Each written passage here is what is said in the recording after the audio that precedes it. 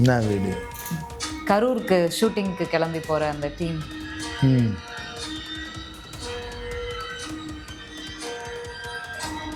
இந்த வேன் அப்படியே கரூரில் அந்த சம்பவம் நடக்கும்போது விஜய் அவர்களுடைய வேனுக்கு பக்கத்துலேயே நின்று கவர் பண்ணிகிட்ருப்பாங்க.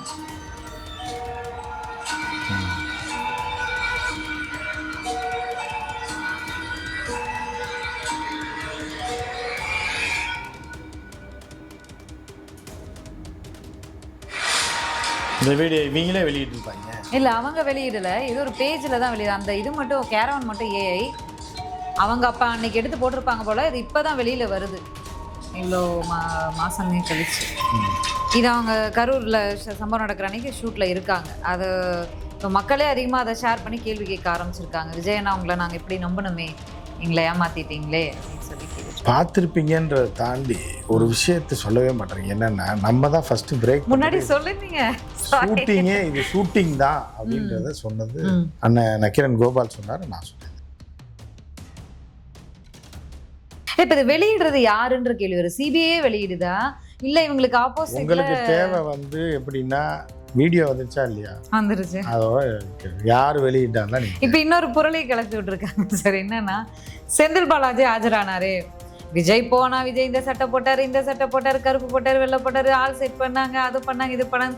செந்தில் பாலாஜி போனாரு, எந்த நியூஸ் சேனலாவது கவர் பண்ணீங்களா அப்படின்னு கேட்குறாங்க. அடி வாங்கிட்டு ஃபேஸ் எப்படி இருக்கு, அடிவேல் காமெடி மாதிரி உள்ள அடி வாங்கிட்டு வெளியில வந்து கையை காட்டும் போது அந்த அளவுக்கு உள்ள அடி விழுந்துருக்குன்னு அர்த்தம். இவ்வளோ நாள் காருக்குள்ள பயந்துட்டு போனோம், வெளியில வந்து கையை காட்டினா உள்ள குமுறி இருக்காயின்னு அர்த்தம்.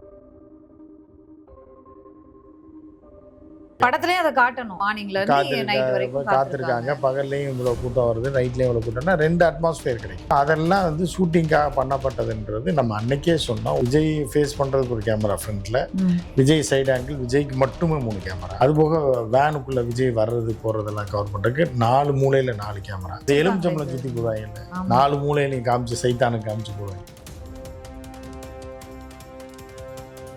நோம்பு திறக்கிற விழாவில் போயிட்டு விஜய் அவர்கள் பேசும்போது மதசார்பற்ற சமூக நீதி ஆட்சி அமைப்போம். அந்த மதசார்பற்றவன் எப்படி போய் தொப்பி போட்டுருக்காங்க? அடிப்படை மதசார்பற்றவன்றவன் ஒரு மத நிகழ்ச்சியில போய் எப்படி கலந்துக்குவாங்க? ஆதவர்ஜனாலாம் ஐஸ் படுக்கையில படுக்க வச்சு கையை காலை கட்டி போட்டு அதுக்கப்புறம் மைக்க தலைகளாக தொங்க விடணும் மேல.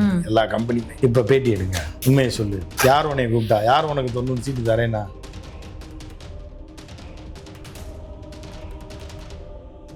அரசியல் அன்கட் நேயர்களுக்கு வணக்கம். நிகழ்ச்சியில் சிறப்பு விருந்தினராக மூத்த பத்திரிகையாளர், ஃபர்ஸ்ட் லைன் ஆசிரியர் உமாபதி கிருஷ்ணன் இணைந்திருக்கிறார். பேசலாம். வணக்கம் சார், எப்படி இருக்கு? வணக்கம்மா, நல்லா இருக்கம்மா.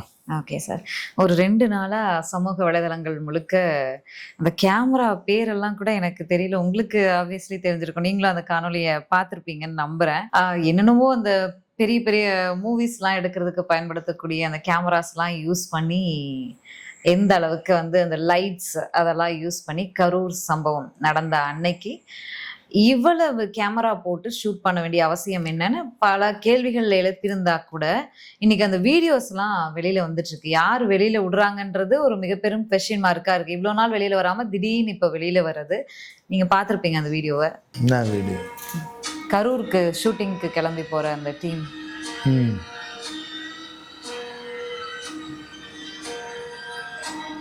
இந்த வேன் அப்படியே கரூரில் அந்த சம்பவம் நடக்கும்போது விஜய் அவர்களுடைய வேனுக்கு பக்கத்துலேயே நின்று கவர் பண்ணிட்டு இருப்பாங்க.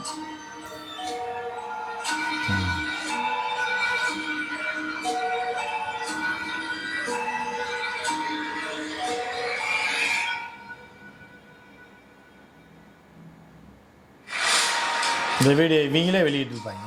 இல்லை, அவங்க வெளியிடலை, இது ஒரு பேஜில் தான் வெளியிட. அந்த இது மட்டும் கேரவன் மட்டும் ஏஐ அவங்க அப்போ அன்னைக்கு எடுத்து போட்டிருப்பாங்க போல். இது இப்போ தான் வெளியில் வருது, இவ்வளோ மாதமே கழிச்சு. இது அவங்க கரூரில் சம்பவம் நடக்கிற அன்னைக்கு ஷூட்டில் இருக்காங்க. அது இப்போ மக்களே அதிகமாக அதை ஷேர் பண்ணி கேள்வி கேட்க ஆரம்பிச்சிருக்காங்க. விஜயண்ணா உங்களை நாங்கள் எப்படி நம்பணுமே, எங்களை ஏமாற்றிட்டீங்களே அப்படின்னு சொல்லி கேட்டுட்ருக்காங்க. பார்த்துருப்பீங்கன்றதை தாண்டி ஒரு விஷயத்த சொல்லவே மாட்டேங்க. என்னன்னா, நம்ம தான் ஃபர்ஸ்ட் பிரேக் முன்னாடி சொல்லுங்க. ஷூட்டிங்கே இது ஷூட்டிங் தான் அப்படின்றத சொன்னது அண்ணன் நக்கீரன் கோபால் சொன்னார், நான் சொன்னேன். 2 பேர் தான் சொல்லியிருந்தோம். நம்ம வீடியோவும் போட்டிருக்கோம். அதில் வந்து முதல் முறையாக அதை பிரேக் பண்ணது இதுதான். இதில் வந்து என்ன அப்படின்னு பார்த்தீங்க அப்படின்னா, அது எதுக்காக நான் பிரேக் பண்ணேன்னா, என்னுடைய மேனேஜர், என்னுடைய படத்தோட மேனேஜர், ஓகே, அவர் அந்த அதை ஆள் பிடிக்கிற ஏஜென்ட் இருப்பாங்க, அதாவது ஏஜென்ட் இருப்பாங்க, சினிமா ஏஜென்ட். அவங்க தான் ஆள் பிடிச்சி 100 பேர் வேணும் 200 பேர் வேணும் ஆர்டிஸ்ட்டுக்கு. அவங்க வந்து இவரை காண்டாக்ட் பண்ணி இவர்கிட்ட பேசியிருந்தா சொன்னார், எதுக்கு அப்படின்னா இந்த விஜய் பட ஷூட்டிங்கு ஓட்டு போடுற மாதிரி ஆயிரக்கணக்கானவங்க வேணும் அப்படின்னு சொல்லி அவங்க ரெடி பண்ணிட்டு இருக்காங்க. இப்படி ஒரு சீன்னா எல்லா பேருமே போய் விஜய்க்கு எல்லாருமே விஜய் விஜய் விஜய் விஜய் விஜய்னு ஓட்டு போட்டு விஜய் சிஎம். அதுக்கு முன்னாடி சீன் தான் இது ஓட்டு போடுறாங்க, அடுத்து சிஎம் ஆகிறாரு, படத்துல வர சீன் சிஎம் ஆகிறாரு. அதுக்கு முன்னாடி உள்ள சீனு கூட்டம் கூடு ஒரு பிரச்சாரம் போற இடம் போற 1000 லட்சக்கணக்கில் மக்கள் கூடுறாங்கன்ற மாதிரி காட்டணும். அப்ப அவ்வளவு பேர் எப்படி துணை நடிகர்ல பிடிச்சி ஆர்கனைஸ் பண்ண முடியும்? ரியலா இருக்காதுல்ல. அப்படி இருக்கிறதுக்காக தான் பானாட்டையும் இந்த கூட்டத்திலையும் விஜய் வந்து ஷூட்டிங் பண்ணது. ரியல் கூட்டம், தற்கொலைகள் வந்துடுவா, காசும் கொடுக்க வேணாம், ஒன்றும் கொடுக்க வேணாம், செத்தாலும் சரி குடித்தாலும் பச்சை தண்ணி கூட கொடுக்க வேணாம், வந்து அவனா வருவான், அவனா இது பண்ணிட்டு போயிடுவான் அப்படின்றது தான் ஏற்பாடு பண்ணி தான் அந்த வண்டியை நகர்த்தினதே. லேட்டாக வந்தது காரணமும் டே ஷாட்டும் வேணும், நைட் ஷாட்டும் வேணுன்றதுக்காக. புரியுதா உங்களுக்கு? டே ஷாட் சரியா வரல, காலையிலேருந்து காத்து கிடக்குறாங்க ஃபுல் டே. அவங்க காட்டும் அந்த கூட்டம் தானம்மா, அவன் காலையிலேருந்து காத்திருந்தான்னா ராத்திரி படத்துலேயும் அதை காட்டணும். டே மார்னிங்ல இருந்து நைட் வரைக்கும் காத்திருக்காங்க. பகல்லையும் இவ்வளோ கூட்டம் வருது, நைட்லேயும் இவ்வளோ கூட்டம்னா 2 அட்மாஸ்பியர் கிடைக்கும். ஓகே. ஸோ அதெல்லாம் வந்து ஷூட்டிங்காக பண்ணப்பட்டதுன்றது நம்ம அன்னைக்கே சொன்னோம். உள்ளே எத்தனை கேமரா இருந்தது, உள்ள விஜய் ஃபேஸ் பண்ணுறதுக்கு ஒரு கேமரா ஃப்ரண்ட்டில், விஜய் சைடு ஆங்கிள், விஜய்க்கு மட்டுமே 3 கேமரா, அதுபோக வேனுக்குள்ளே விஜய் வர்றது போகிறதெல்லாம் கவர் பண்ணுறதுக்கு 4 மூலையில் 4 கேமரா. ஒரு செட்டப்பே வச்சு எலுமிச்சம்பளம் சுற்றி போடுவாங்கல்ல, 4 மூலையிலையும் காமிச்சு சைத்தானுக்கு காமிச்சு போடுவாங்க, அந்த மாதிரி 4 கேமரா. அதுபோக வேனுக்கு வெளியே 4 பக்கம்னா 6 பக்கம் கேமரா. அது போக ட்ரோனு. புரியுதா? தனி வேன்ல அந்த கேமராஸ், அந்த மூவி எடுக்கிற கேமராஸ்லாம் இருந்துச்சு சார். அதெல்லாம் கோடிக்கணக்கில் சொல்றாங்க. அதெல்லாம் ஒரு டீம், 2 டீம் தனியா அந்த டீம் கிளம்புற வீடியோ, அந்த டீம் வந்து எப்படி ரெடி ஆகி போனாங்க அந்த ஷூட்டிங்கிற வீடியோவை அந்த டீமே வெளியிட்டிருக்காங்க. அந்த ஃபுட்டேஜ் இன்னைக்கு வைரல் ஆகுது. அவங்க எப்படி அந்த இதுக்கு வந்து ரெடி ஆகி போறாங்கன்றத ஃபுல் vlog-ஆ எடுத்து அவங்க போட்டிருக்காங்க. அது எப்போ போட்டிருக்காங்க? இப்போ நம்ம எப்போ சொன்னோம், செத்த அன்னைக்கு அடுத்தனால இது ஷூட்டிங் தான், இதுக்கு ஏற்பாடு பண்ணியிருக்காங்கன்னு சொன்னோம். அது காரணம் நமக்கு உள்ள இருந்த சோர்ஸ், ஷூட்டிங் நடந்ததுக்கு சோர்ஸ். அதனால தான் நம்ம அன்னைக்கு பிரேக் பண்ணோம். இது ஷூட்டிங் தான், இது வந்து ஷூட்டிங்கில் தான் கொண்டு விட்டா. ஏன்னா மக்களை நெருக்கடி வர வச்சு எல்லாத்தையும் ஒரே இடத்துல கூட்டதானே கூட்டம் நெருக்கமாக காட்ட முடியும். வரும்போதே 10,000 பேர் கூடயே கூட்டிட்டு வந்தா அதுக்கும் ஏதாவது செட்டப் வச்சிருந்துருப்பாங்க. அதுதான்மா, லைட் ஆஃப் பண்ணி ஆன் பண்ணி போட்டு விளாண்டது பூரா அதுதான் ஷூட்டிங் தான். அது புரியா? நாய்க்குட்டிக்கிட்ட விளாடுற மாதிரி, திரிஷா நாய்கிட்ட விளாடுற மாதிரி, நாய்க்குட்டிகிட்ட விளாடுவோம்ல. ஒரு ஒரு இந்த இதுலலாம் யூடியூப் வீடியோ இதெல்லாம் பார்த்துருப்பீங்க, வச்சுப்பான் கறியை வெட்டிகிட்டே இருப்பான், ரெடியாக நிற்கும், அதை போட்டால் தான் சாப்பிடும். அந்த மாதிரி வந்து இவங்களை டீல் பண்ணுறது தான், அது பண்ணது தான். அதை ஷூட் பண்ணி படமாக ஆக்கி விட்டாங்க. புரியுதா? ஸோ இதுதான் நடந்ததுன்னு சொல்லி தான் நம்ம அதை பிரேக் பண்ணிடுவோம். இல்லை, இதுக்கப்புறமாவது வாய் திறந்து மன்னிப்பு கேட்கறதுக்குலாம் வாய்ப்பு. ஆரம்பத்துல இருந்து நீங்க சொன்னீங்க, எல்லாம் சொன்னாங்க, ஊடகங்கள்ல விவாதங்கள் நடந்துச்சு. ஸ்டாலின் சார் என்ன அரெஸ்ட் பண்ணோம்னா என்ன அரெஸ்ட் பண்ணுங்க, நான் இங்கதான் இருக்கேன், ஏன் அப்பாவி மக்களை வந்து இது பண்ணாதீங்க, எங்க என் குடும்பம் அவங்கெல்லாம், நான் துக்கத்துல இருக்கேன் அப்படின்லாம் பேசினாங்க, நான் எதுவும் கொண்டாட மாட்டேன் அப்படின்லாம் சொன்னாங்க. எவ்வளவு பெரிய திருட்டு பையனா ஒரு விஷயத்த நம்ம ஏன் அப்படிலாம் மரியாதை இதாக பேசுகிறோம், அவனுக்கு இவ்வளோதான் மரியாதைன்றது என்னன்னா, இறந்து விட்டவர்களை பார்க்க போல ஸ்டார் ஹோட்டலில் கூப்பிட்டு பேசுகிறான். அதே இன்னொருத்தர் கல்யாணத்துக்கு வந்து திரிஷாவோட போகிறான். இப்போ அங்கே கூட்டம் வந்து உனக்கு பாதுகாப்பு இல்லாமல் இதாக, அப்போ எப்படி வெளியே வந்த? இப்போ இப்தார் நோம்புக்கு எப்படி போய் கஞ்சி குடிக்க போனேன்? அவனை என்ன கொண்டுட்டாங்களா? அவனை இல்லை கொலை மிரட்டல் கொடுத்தானா, இல்லை கழுத்தை பிடிச்சி நிறுத்திட்டாங்களா, இல்லை உன்னை பிடிச்சி தள்ளி விட்டாங்களா? அப்போ நீ இது பூராமே நடிக்கிற, திருட்டு வேலை பண்ணுறதுன்றது நீயே பண்ணி காட்டுற, நீயே அதை இது பண்ணுற. அப்புறம் உனக்கு என்ன மரியாதை வேண்டி கிடக்கு? இந்த மக்களை கொல்வதற்கும் முட்டாள்களாக இருக்கலாம், ஏன் அவனை கொல்லாம முடியும்? புரியுதா அவனுக்கு? நீங்கள் வந்து இப்போ எப்படின்னா ஒரு 3000 வருஷத்துக்கு முன்னாடி வந்து பெரு நாட்டில் ஒரு இனக்குழு இருந்தது. அவங்களாம் என்னென்னா சனிக்கிழமைனா முட்டாள்களை கூட்டு போய் பழி கொடுத்துருவாங்க. இப்போ கூட்டத்தில் எல்லாருலேயும் ஒரு இருப்பாங்க, ஒரு வேலைக்கே ஆகாதவன் வேணும். இப்போ நம்ம என்ன செய்யணும், வேலையை விட்டு தூக்கிடுவாங்க, இல்லை நம்ம இல்லை தோதையம்னா நிற்க விடா அப்படின்னு. அந்த காலத்தில் என்ன பண்ணுவாங்கன்னா, ரொம்ப அடிமுட்டால ஒருத்தர் இருக்கானா சனிக்கிழமை கொண்டு போய் மலை உச்சியில் அவனை பழி கொடுத்துருவாங்க, வாரத்துக்கு ஒருத்தர். அந்த மாதிரி முட்டாளா இருக்கிற விவரம் தெரியலன்றதுக்காக அவளை போய் கொல்றதை ஏற்றுக்க முடியாது.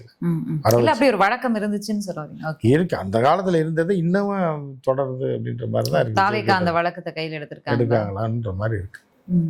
எப்படி சார் இல்ல நீங்க வந்து 1000 டயலாக் பேசுறீங்க, சினிமால பேசுறீங்க, அத புரிஞ்சவங்க அந்த பக்கம் போகாம இருக்காங்க.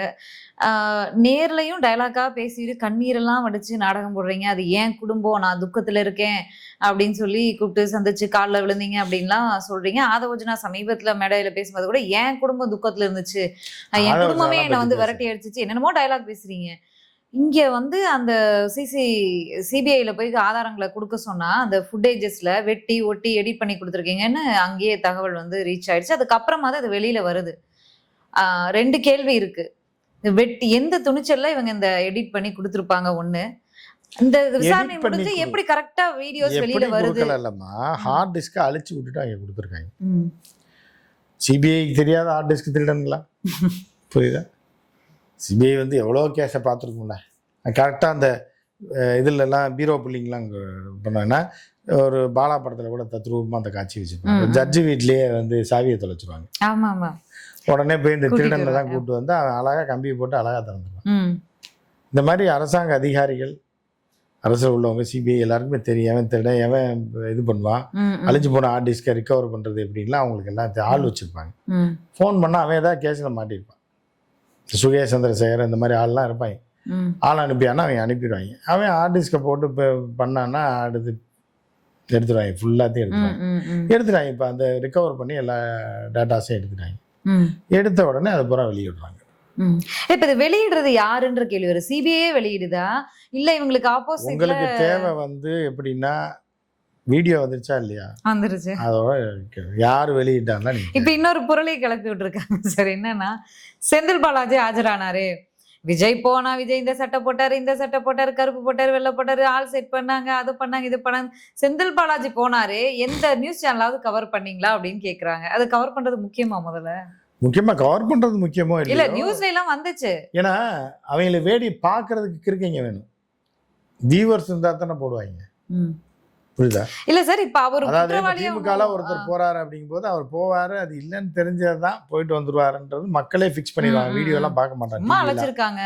இந்த மெண்டல் போறதுதான் எல்லாரும் பார்ப்பாங்க. எப்படி போறான், என்ன ட்ரெஸ் போட்டிருக்கான்னு. இவன் நடிகை இந்த கார்ல போறான், எங்க போய் அடி வாங்க போறான், வருவாரா மாட்டாரா, குமுற குத்துனாயலா, அடி வாங்கிட்டு ஃபேஸ் எப்படி இருக்கு, புரியுதா? வடிவேல் காமெடி மாதிரி உள்ள அடி வாங்கிட்டு வெளியில வந்து கையை காட்டும் போது அந்த அளவுக்கு உள்ள அடி விழுந்திருக்குன்னு அர்த்தம். இவ்வளவு நாள் காருக்குள்ள பயந்துட்டு போனோம், வெளியில வந்து கையை காட்டினா உள்ள குமுறி இருக்காயின்னு அர்த்தம். ஆதவர்ஜுனா ஒரு கதை சொன்னாரு இதுக்கு. என்னன்னு? அண்ணன் வந்து கார்ல ஏறினாரு. அப்புறமா ஆதவ் ரெடியா, கேம்பெயினுக்கு ரெடியா அப்படின்னு கேட்டாரு. ரெடின்னு சொன்னேன். உடனே டிரைவரை சன்ரூஃப் ஓபன் பண்ண சொல்லி அங்கிருந்தே ஆரம்பிச்சிட்டாரு எங்க கேம்பெயின் அப்படின்னு. அங்கதான் எவனுமே இல்லையே.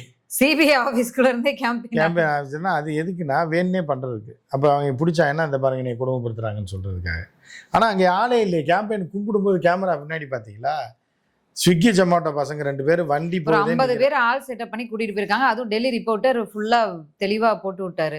என்னன்னா, வெளியில இருக்கிறவங்க ஏன் இப்படி ஆபத்தா நிக்கிறீங்க அப்படின்னு கேட்டா, நாங்க உள்ள சொல்லியிருக்கோம், எங்க தலைவர் வெளியில வந்து எங்களை பார்த்துட்டு தான் போவார் அப்படின்னு சொல்லி அவங்க சொல்றாங்க. அப்ப அது வந்து ஒரு டீலிங்ல தான் இருக்காங்க தெரியுது. செட்டப் பண்ணி ஆதவர்ஜுனா எந்த செட்டப்ல பண்ணிருப்பான்னா, அவன் ஏன் சரக்கு பாட்டிலையாடா புடுங்குறீங்க, நான் பாரு நாளைக்கு என்ன. ஆமா, அது வேற நடந்துச்சே சார். அந்த மாதிரி இருக்கு. எவ்வளோ கும்பிட்டப்பேன் ஃப்ளைட்டில் கொண்டு போகிற, ஃப்ளைட்டில் ரெகுலராக போகிறவனுக்கு இதெல்லாம் தெரியாமல் இருக்காது. கேபின் பேக்கேஜில் கொண்டு போனால் பிடுங்கி கீழே ஊற்றிடுவாங்கன்றது தெரிஞ்சது தான். சீல்டு பேக்காக இருந்தால் கொண்டு போவாங்க. இன்டர்நேஷ்னல் ஏர்போர்ட்லேயே நீங்கள் சரக்கு வாங்கும்போதே கேட்பான், நீங்கள் இன்லேண்ட் ஃப்ளைட்டில் போகிறீங்களா இல்லை சென்னையில் இறங்கி இப்போ இறங்க போகிறீங்களான்னு. நீங்கள் வேறு இப்போ கோயம்புத்தூர் போகிறேன், அங்கே வேறு ஃப்ளைட் ஏறி விஜயவாடா போகிறேன்னீங்கன்னா சீல்டு பேக் போட்டு தனியாக கையில் கொடுத்துருவாங்க. அது ஓப்பனே பண்ண முடியாது. நீங்கள் அது சீல் ஓப்பன் பண்ணியிருந்ததுன்னா ஃப்ளைட்டில் ஏற்றவே மாட்டேன், அந்த பாட்டில் பிடிங்கி வச்சுப்பாங்க. அந்த அடிப்படை அறிவு கூட இல்லாத ஒரு கூமுட்டையாக ஆதவர்ஜுனா கொண்டு போயிருக்கேன். அரப்பா குடிச்சதோடு அப்படி போயிருப்பேன் அர்ஜென்ட்டாக, மீதி நைட்டுக்கு தேவைப்படும், போனவொடனே அடிக்கணும்னு பிடிச்சி போட்டாங்க. இனியாவது இந்த விஷயங்கள், இந்த வீடியோக்கள்லாம் வெளியில வந்த பிறகாவது அவங்களுடைய அந்த நண்பா நண்பீஸ் அவங்களுக்கு புரியுமா, மாற்றம் வரும்? அவங்களுக்கு எப்படி புரியும்? அவங்க எப்படி புரியும்? இப்போ மாடு எப்படி கத்தும், நாய் எப்படி குலைக்கும் சார், இப்படி ஒவ்வொன்றும் இருக்கு. இப்போ நீங்க வந்து மாடை ஆடாக்க முடியுமா? என்ன இப்படி கத்திக்கிட்டே இருக்கு, அதை புரிய வைங்க. இதே வந்து மாடு குலைச்சா, நாய் குலைச்சாலே எத்தனை பேர் பயந்து வீட்டுக்குள்ள திருட வரமாட்டானே, அவ்வளோ பெரிய மாடு குலைச்சா இன்னும் பயப்படுவாங்கல்ல. அப்படின்னு நீங்கள் கேட்குற கேள்வி மாதிரி இருக்குது. நீங்கள் கேட்குறீங்க இது எப்போ மாடு குலைக்காதா, என்ன சார் இவ்வளோ சொல்லியும் மாடெல்லாம் குலைச்சுன்னா ஏரியா பக்கமே எவனும் வரமாட்டாங்களே, இந்த சின்ன நாய் குலைக்கிறதுக்கே 4 பேர் வரமாட்டானே அப்படின்னு கேட்குறீங்க. மாடு என்னைக்கும் குலைக்காது. இல்லை, இப்போ இந்த வீடியோ வெளியில் வந்த விஷயத்தில் 2 கேள்வி இருக்குது சார். என்னென்னா சிபிஐக்கு தெரியாது ஒன்றும் இல்லை அப்படிங்கிற யார் சொன்னா? நான் சொல்றேன், நீங்களா சொன்னீங்க. இப்படிதான் கொஞ்ச நேரம் முன்னாடி சொன்னீங்க ஏதாவது ஹார்ட் டிஸ்க் சிபிஐனால எடுக்க முடியாது. சிபிஐக்கு தெரியாத எதுவும் இல்லை. சிபிஐக்கு இதெல்லாம் தெரியும்னு சொல்ல வந்து தெரியாத எதுவும் இல்லை அப்படின்னா இப்போ சிபிஐ ஆஃபீஸரை கூப்பிட்டு வத்த குழம்பு வைக்க சொன்னீங்க. என்ன நான் அதை சொல்லல சார். இல்ல நீ சொல்லும் போது தெளிவா சொல்லணும். சரி, ஓகே. சிபிஐக்கு தெரியாத எதுவுமே இல்லை அப்படிங்கும் போது என்ன பண்ண முடியும்? சரி, பசியில் இருக்கீங்க, நான் புரிஞ்சுக்கிறேன். நெக்ஸ்ட் என்னன்னா, இந்த விஷுவல்ஸை வந்து தாவேக்காட்ட ஏற்கனவே கேட்டிருந்தாங்க. சிசிடிவி ஃபுட்டேஜஸ் உங்க வேன்ல இருந்தது, இன் அவுட் கேமரா எல்லாத்தையுமே கேட்டிருந்தாங்க. அவங்க டைம் கேட்டு தான் டிலே பண்ணி தான் கொடுத்தாங்கன்றது நம்ம எல்லாருக்குமே தெரியும், அழிச்சு விடுவான்னு சொல்லி தெரிஞ்ச விஷயம் தான். அதை வாங்கின உடனே சிபிஐ வந்து அதை கண்டிப்பா செக் பண்ணிருப்பாங்க. ஆப்வியஸ்லி அவங்க கண்டுபிடிச்சிருப்பாங்க. ஏன் இவ்வளோ காலதாமதம்? அங்க வேற ஏதாவது அழுத்தங்கள் இல்லை வேற ஏதாவது டீலிங் இருக்கான்னு கேட்குறேன். இந்த வீடியோ வெளியில வந்ததுக்கு பின்னாடி நீ வந்து ஒத்து வரையா இல்லையா பார்ப்போம், இல்லைன்னா அதுக்கப்புறமா இதெல்லாம் அப்படிங்கிற மாதிரி என்னுடைய கேள்வியா வச்சு. அதாவது எப்படின்னா, இப்போ ஒருத்தர் திருப்பதி குடும்பத்தோட போறான் மொட்டை அடிக்கிறதுக்குன்னு வச்சுங்க. அவன் பீரோவை பூட்டியிருப்பான், அடுப்படியை பூட்டியிருப்பான், எல்லாத்தையும் பூட்டிடுவான். அது முக்கியம் கிடையாது. ஆனா வெளியில சத்தமா பக்கத்து வீட்டுக்காரண்ட திருப்பதி கிளம்பிட்டோம் 4 நாள் கழிச்சு தான் வருவோம் அப்படின்னு சொன்னானாலே அவனுக்கு வேணா ஆரம்பிச்சிச்சுன்னு அர்த்தம். அதுக்கு நீங்க சொல்லாம சத்தம் இல்லாம போயிட்டு பீரோவை திறந்து போட்டிருந்தா கூட எவனும் வரமாட்டான். ஏன்னா நீங்க எங்க போறீங்கன்னு யாருக்கும் தெரியாது, சாயந்தரம் கூட வந்துருவாங்கன்னு. ஆனா வாசல்ல போய் கத்தி போய் பக்கத்து வீட்டுக்காரங்க திருப்பதி போறோங்க, குடும்பத்தோட போறோம், 4 நாள் ஆகும் அப்படின்னு சொன்னீங்கன்னா கேட்க வேண்டியவனு கேட்டுருவான். அவன் என்ன பண்ணுவான்னா, நீங்க பீரோவை வெல்டு வச்சிருந்தா கூட வெட்டிட்டு போயிடுவான். அதுதான் ஆதவர்ஜனா. அதாவது சிபிஐல வந்து பார்ப்பான் எங்கேயா ஹார்ட் டிஸ்க் என்னென்ன சார் ஒரு 4 நாள் இது வீட்டில் போய் ஹார்ட் டிஸ்க் எடுத்துகிட்டு வரக்கு எவ்வளோ நேரம் ஆகும், அப்போ இதை அழிச்சு விடணும்னு பிளான் பண்ணுறாங்க. சிபிஐ ஏற்கனவே கணக்கு போட்டு ஏற்கனவே அந்த பையனை ரெடி பண்ணி வையா, ரெக்கவர் பையனை ரெடி பண்ணி வை, அழிக்கிறதுக்கு 3 நாள் கேட்குறாங்கன்னு வந்த உடனே போட்ட உடனே ரெக்கவர் ஆயிரும். எல்லா வீடியோ வந்துருச்சு. ஓகே, இதுதான் மேட்ரு. வந்த உடனே பிடிச்சிட்டாங்க, இந்த விஜய் சார்ஜ் ஷீட்டில் சேர்த்துருவாங்க. ஆதவர்ஜனா அரெஸ்ட் பண்ண போறாங்க, விஜய் அரெஸ்ட் பண்ண போறாங்க, ஆதாரம் சிக்கிருச்சு, இப்படி எல்லாம் தகவல் வருது. ஆதவர்ஜனா வடிவேல் காமெடி மாதிரி, வடிவேல் ஒரு காமெடியில் சொல்லாரு, என்னண்ணே இப்படி போட்டு அடிக்கிறான், டே நம்ம அடிக்கும்போது அவன் பேசவே மாட்டான்டா அப்படின்னு. ஏன்னா இவங்க சுடுகாட்டில் இருப்பாங்க, அவன் வரும்போது இவங்க அடிக்கும்போது அவன் டெட் பாடியாக இருப்பான். அதை வச்சு தான் வடிவேல் சொல்லாப்புல, நம்ம அடிக்கிறப்ப என்னண்ணே இப்படி போட்டு உங்களை அவசியப்படுத்தி அடிக்கிறான்னு, வட்டிக்காரன் டே நம்ம அடிக்கிறப்ப அவன் பேசவே மாட்டான் தான் அப்படின்னால. அந்த மாதிரி தான் ஆதவர்ஜனா. ஆதவர்ஜனாவை தூக்குறாங்க அப்படின்னா மொத்தமாக தூக்கிடுவாங்க. ஆதவர்ஜனா வந்து எப்படின்னா பணங்காய்க்கு மரம் மாதிரி. ஆதவர்ஜனா வச்சு மிரட்டி தான் மாமனார்ட்ட காசு வாங்க முடியும். அவன் தொடவே மாட்டாங்க அவனு. ஏன்னா இருக்க வரைக்கும் டே அதை எடுத்துட்டு வந்து அவரே சொல்லிட்டாரு என்ன குடும்பத்துல இருந்தே விரட்டி விட்டாங்கன்னு. அதெல்லாம் சும்மா சொல்ல விட மாட்டேன், சிபிஐல விட மாட்டேன். சிபிஐ அது எப்படி பிடிக்கணுமோ பிடிச்சிட்டாங்க. இந்த சின்ன மேட்டர்லாம் ஆதவர்ஜனா பிடிக்க மாட்டாங்க. ஒரு 1000 கோடி 500 கோடியை மொத்தமாக போடுறதுக்கு தான் அந்த மாதிரி மேட்டர்ல தான் பிடிப்பாங்க. சின்ன சின்ன இதில் பிடிக்க மாட்டாங்க. பெருசாக பிடிச்சி இதோட அவன் ஜென்மத்துக்கு வெளியே வர மாட்டான்னு சொல்லி மொத்தமாக மிரட்டி எலெக்ஷன் டைமில் ஒரு 500 கோடி 1000 கோடி வாங்கிடுவாங்க. ஹெச் வினோத்தையும் அழைச்சிருக்கிறதா ஒரு தகவல் இருக்கு. ஹெச் வினோத் போய் தானே ஆகணும், டைரக்டர் அவர் தானே. ஆனால் ஷூட்டிங் ஸ்பாட்டில் அவர் இல்லை, அதை நான் உறுதியாக சொல்ல முடியும். கேமராமேன் மட்டும்தான் இருந்திருக்காங்க. அதான் கேமராமேன் அவரு வேற ஒரு வண்டியில் இருந்திருக்காரு. அந்த கேரவனுக்குள்ள தான் எல்லாருமே இருந்தாங்களே, ஷூட்டிங்க இருக்கவங்க எல்லாமே. கேரவன் தான் விஜய் மட்டும் டச் பண்ணாதீங்க, பின்னாடி என்ன வேணாலும் பண்ணிக்கிங்கன்னு சொல்லி தான் உள்ள கேமராலாம் போட்டுட்டாங்க. அதெல்லாம் இருந்தாங்க கேமராமேன், டிரைவர். ஓகே, இந்த சம்பவத்துல என்ன நடக்குது அப்படின்னு பார்ப்போம். 41 உயிர்களுக்கு நீதி கிடைக்குதா இல்லை இதுவும் அரசியல்? எதுக்கு நீதி கிடைக்குது? என்ன எவன் நீதி கேட்டாங்களே 40 வீட்டில் காசை வாங்கினாங்க போயிட்டாங்க. அப்போ நீங்கள் என்னமே நீதி கேட்குறீங்க? இது மாதிரி 40 பேர் சேர்த்ததுக்கு உங்களுக்கு என்ன பிரச்சனை? அவங்க குடும்பத்துக்காரனே காசை வாங்கிட்டு போயிட்டா அப்புறம் என்ன நீதி? இதில் என்ன நீதி வேண்டி கிடக்கு? அடுத்து போனாங்க, செத்தாங்க, பேமெண்ட்டை வாங்கினாங்க, நல்லா இருக்காங்க. இப்போ அடுத்து மாநாடு எப்போ நடக்கும்னு பலரும் எதிர்பார்த்துட்டு இருக்காங்க. ஏன்னா விஜய் பார்க்கறது சொல்றேன், அந்த நிலைமையில் அவங்க இருக்காங்க. நீங்கள் எதை நீதி கிடைக்குது, இது கிடைக்காது. சரி, ஓகே. அதாவது முரண்களின் மொத்த மூட்டையா இருக்கு அப்படிங்கிறத நம்ம பார்க்குறோம். பட் இருந்தா கூட ஒரு ஷார்ட் ஒன் டே அந்த 24 hours 40 hours பல முரண்கள் கிளம்புறத பார்க்குறோம். இந்த ஃப்ளைட்ல போகும்போதே வந்து கத்திரிக்கோள் இருந்துச்சு, ஆதவர்ஜனாவுடைய பேக்ல வந்து ஒரு பாட்டில் இருந்துச்சு. இந்த செய்திகள்லாம் வருது. வந்தோடனே நிர்மல்குமார் வந்து ஒரு ட்வீட் போடுறாரு, அத்தனையும் பொய் செய்திகள் அப்படின்னு ஒரு ட்வீட் போட்டாரு. விஜய் அவர்கள் வந்து இது மாதிரி போறாங்க, அழுத்தம் கொடுக்கப்படுது, விஜய் என்டிஏ கூட்டணிக்கு போவாரு, இல்ல என்டிஏ கூட்டணிக்கு போக மாட்டாரு, வெளியில இருந்தே வாக்குகளை பிரிப்பாரு, அப்படி இப்படின்னு பல விமர்சனங்கள், விவாதங்கள் உண்டு. எங்கேயுமே எதையுமே மறுக்காம கடைசி நேரத்துல வந்து இந்த நோன்பு திறக்கிற விழாவில் போயிட்டு விஜய் அவர்கள் பேசும்போது மதசார்பற்ற சமூக நீதி ஆட்சி அமைப்போம். அந்த மதசார்பற்றவன் எப்படி போய் தொப்பி போட்டுக்காரு? முதல்ல அடிப்படை வேணும், புரியுதா? அடிப்படை. மதசார்பற்றவன்றவன் ஒரு மத நிகழ்ச்சியில போய் எப்படி கலந்துக்குவாங்க? அப்ப அடிப்படையில எவ்வளவு பெரிய கூமுட்டன்றதை பாருங்க, புரியுதா? ஓகே, நான் வந்து மத பாகுபாடு பார்க்க மாட்டேன், எல்லா மதத்தையும் சமமா நடத்துவேன், எல்லா மதத்து நிகழ்ச்சிக்கு நான் போவேன் அப்படின்னா பரவாயில்ல. நீ இங்க போய் கஞ்சி குடிக்கிறதுக்கு தொப்பி போட்ட அப்படின்ட்டு மதசார்பின்மைன்னு வேற நீ சொன்னா, மதசார்பின்மைனா என்ன? புரியுதா? ஓகே, அதுதான் அப்படின்னு அந்த வழியில தான் நாங்க ஆட்சி அமைப்போம், அந்த அதாவது மதசார்பற்ற அணியாதான் எங்களோட அணி இருக்கும் அப்படின்லாம் பேசினாரு. தனித்தே போட்டி அப்படின்னு அங்கிருந்து அறிவிச்சாரு. அப்ப பாஜக கூட்டணிக்கு போக மாட்டோம், நீங்க ஆல்ரெடி சொல்லிட்டீங்க, ஆரம்பத்திலே கூட்டணிக்கு போக மாட்டாரு, வெளியில தனித்திருப்பா, அதெல்லாம் சொல்லிட்டீங்க. இருந்தாலும் விஜய் அவர்கள் வாயால சொல்றேன், இப்படி சொல்றாரு. அடுத்த மேடையில ஆதவ் அர்ஜுனா வந்து எங்ககிட்ட வந்து இத்தனை சீட்டு தரோன்னு சொன்னாங்க, துணை முதலமைச்சர் பதவி தரோன்னு சொன்னாங்க, அவ்வளவு அழுத்தம் கொடுத்தாங்க, எதுக்கும் அஞ்சாத தலைவர் விஜய் அப்படின்றாரு. யாரோடையும் எப்பயுமே நாங்க பேச்சுவார்த்தை நடத்தல அப்படின்னு தாவேக்கா சொல்லுது. ஆதவ் அர்ஜுனா இதெல்லாம் சொல்றாரு. என்னதான் நம்ம ஆதவ் அர்ஜுனா வந்து ஒரு ஆகப்பெரும் டுபாகூர் ஆகும் சொல்றதெல்லாம் நியூஸ், நீங்க போறதே தப்பு. ஆதவ் அர்ஜுனாலாம் ஐஸ் படுக்கையில படுக்க வச்சு, புரியுதா, கையை காலை கட்டி போட்டு அப்ப பேட்டி எடுக்கணும்.